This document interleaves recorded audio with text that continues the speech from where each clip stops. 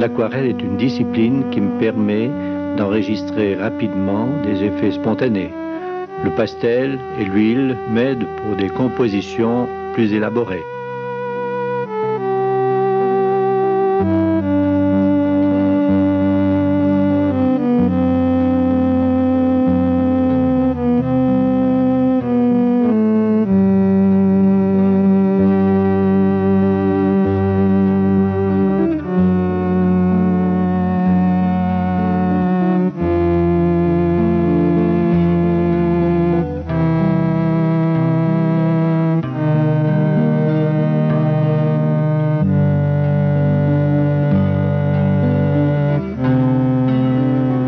C'est à Genève, dans l'atelier du maître Novera, que j'ai découvert la céramique et l'art du feu en y travaillant comme ouvrier, modelant, garnissant, engobant, décorant, puis cuisant les objets oxydés ou émaillés.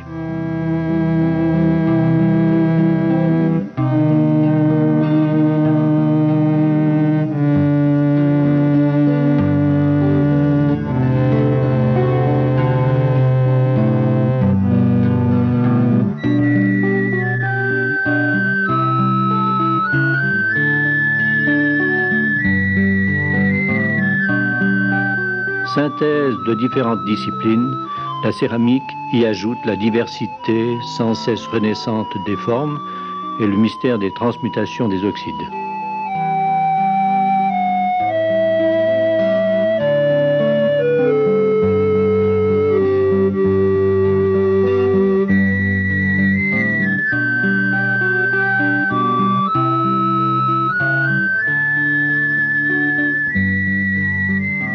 J'habite avec ma famille une partie de l'année dans le petit hameau de Dionne, perdu dans la campagne au-dessous de Montanac-Grand.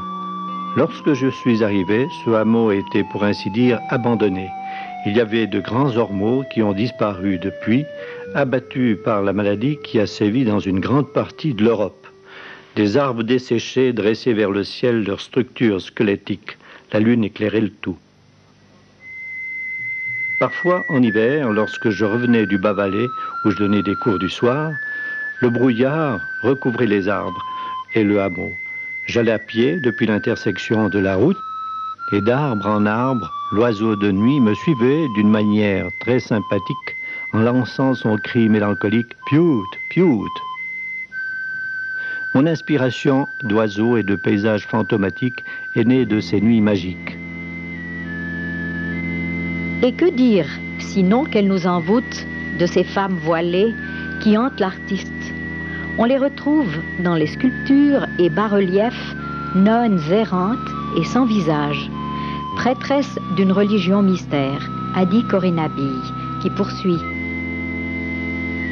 Je dirais des céramiques d'Alfred Vicky, ce qu'écrivait Ramu dans sa première critique à propos d'Alexandre Saint-Gria.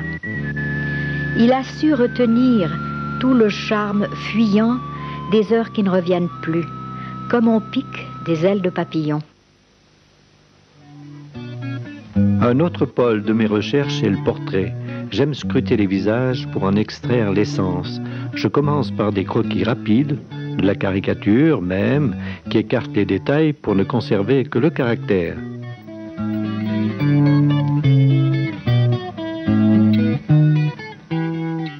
Je fais ainsi le tour d'un visage sous des angles différents, puis le transpose ensuite dans la terre à modeler. Je travaille enfin sur le modèle vivant, modifiant les angles, les facettes, cherchant à traduire et retrouver l'impression générale du visage observé. Ainsi sont nés les bustes de Maurice, Clovis, Babette, de mes petites filles Amanda et Julie.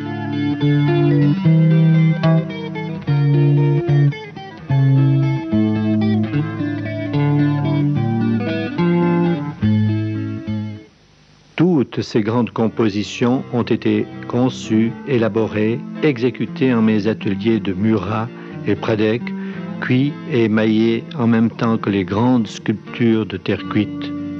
Je loge actuellement à Pradec avec mon épouse dans le Chalet Noir, où la famille de Léon y réside depuis 4 générations. Le parc de Pradec, propriété de la fondation Mercier de Molin, renferme, en plus des grands arbres majestueux, acacias, pins, oliviers, ifs très sombres, des essences de plantes rares. Au printemps, éclatant en fanfare, les chants exaltés des rossignols, les roucoulements des ramiers, le cri des geais et d'autres oiseaux qui traversent la forêt de pins autour du château et descendent en piquet vers Sierre.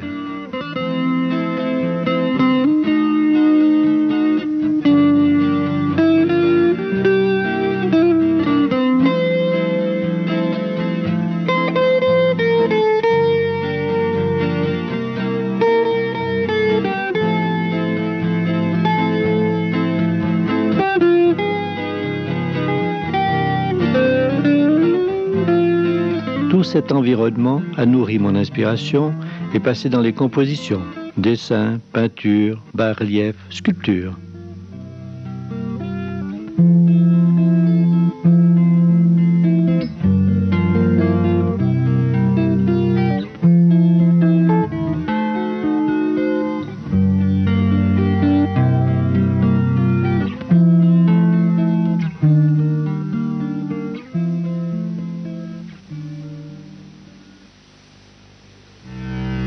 Ma première œuvre murale a été exécutée à Lausanne pour la clinique La Source.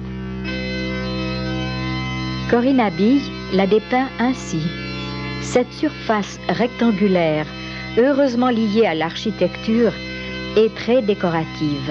Elle est aussi douce et vivante pour la main qui peut apprécier le grain des émaux. À 2 ou 3 places, elle s'éclaire de touches jaunes. Ce vert doré de la mousse des premiers feuillages du rayon dans le ruisseau. J'étais plongée au cœur d'une limpidité obscure, d'eau naissante, que rien encore n'a polluée.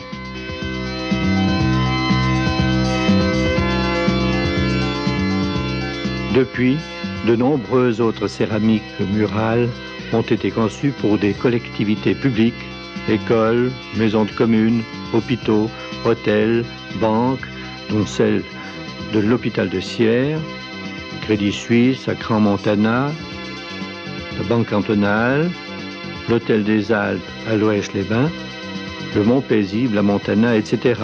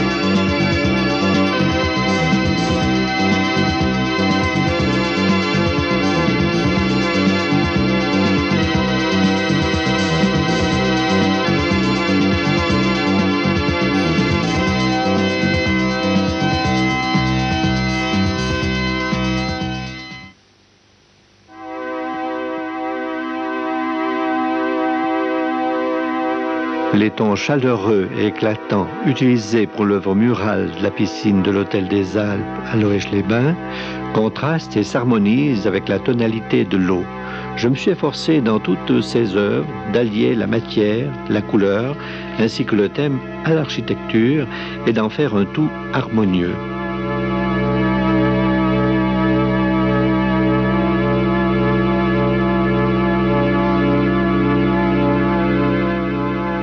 Lors d'une exposition à Genève, Claude Aubert a écrit « Alfred Vicky donne aux formes qu'il chérit et travaille, tant spirituellement que charnellement, une sorte de plénitude originelle. Il y a en lui le raffinement du primitif, du vieux penseur maya. »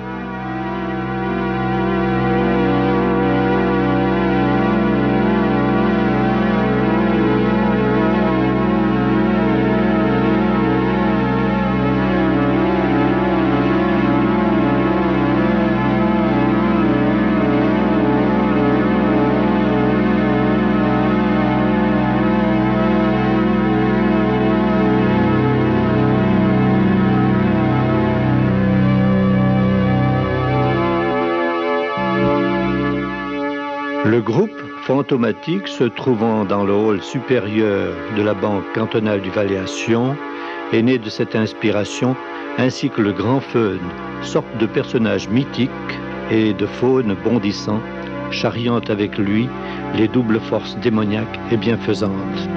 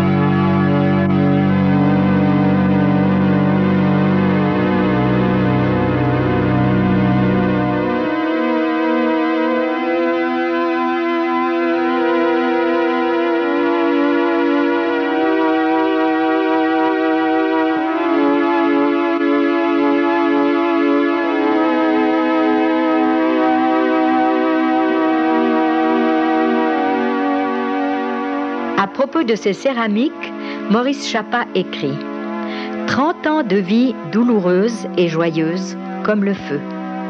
Le prix d'être un homme libre et un artiste consciencieux dans les limites d'un petit pays dont les paysages et souvent les âmes ont craqué et se sont fendus sous la cuisson malhonnête. Alfred Vicky, allumant et réallumant son four, spéculant avec les terres, négociant les oxydes, nous offre les vraies formes en mutation, oiseaux ou poissons, et l'authentique réussite des jaunes safranés, des rouges brillants et nocturnes, des verts cuivrés et sulfureux.